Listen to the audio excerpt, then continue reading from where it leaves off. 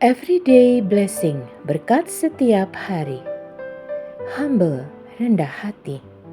Amsal 15 ayat 33. Takut akan Tuhan adalah didikan yang mendatangkan hikmat, dan kerendahan hati mendahului kehormatan. Orang yang berhikmat atau bijak akan selalu rendah hati. Kerendahan hati adalah hati yang mau diajar. Kita harus menjadi orang yang rendah hati atau kita akan tersandung. Kerendahan hati dimulai dengan menyadari bahwa kita bukanlah siapa-siapa. Setiap kali ego kita tersinggung, mudah bagi kita untuk marah. Namun setiap kali kita mengingat bahwa kita bukan siapa-siapa, maka mudah bagi kita untuk rendah hati. Seseorang yang memiliki kerendahan hati memiliki dua hal dasar ini. 1.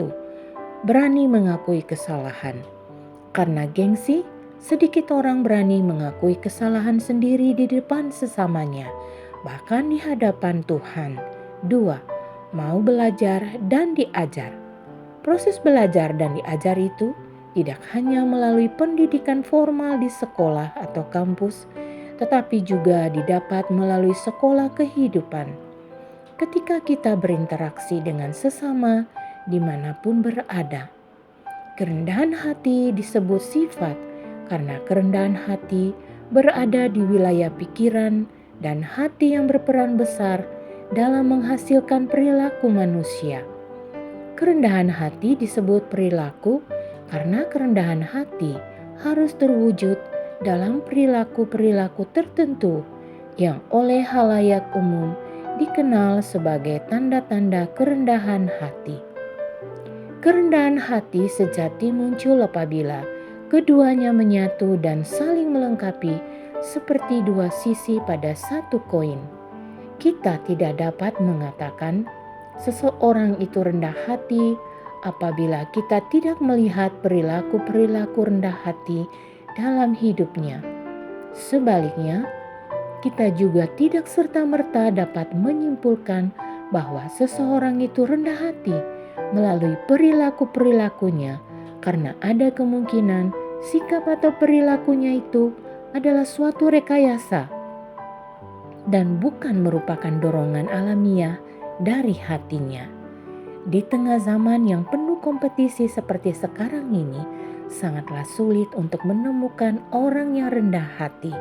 Bahkan mungkin telah ada keraguan bagi sebagian orang bahwa kerendahan hati sudah tidak relevan lagi pada zaman atau situasi dan kondisi saat ini karena dianggap sebagai penghalang keberhasilan, sehingga rendah hati mulai ditinggalkan oleh banyak orang.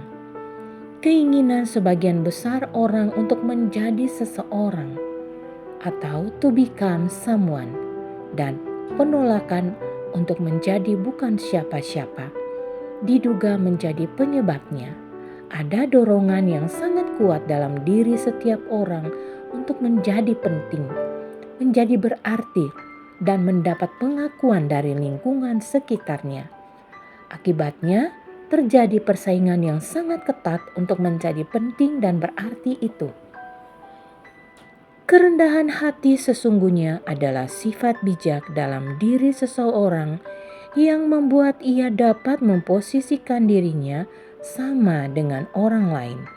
Tidak merasa lebih pintar, tidak merasa lebih baik, tidak merasa lebih mahir, tidak merasa lebih hebat, dan dapat menghargai orang lain dengan tulus.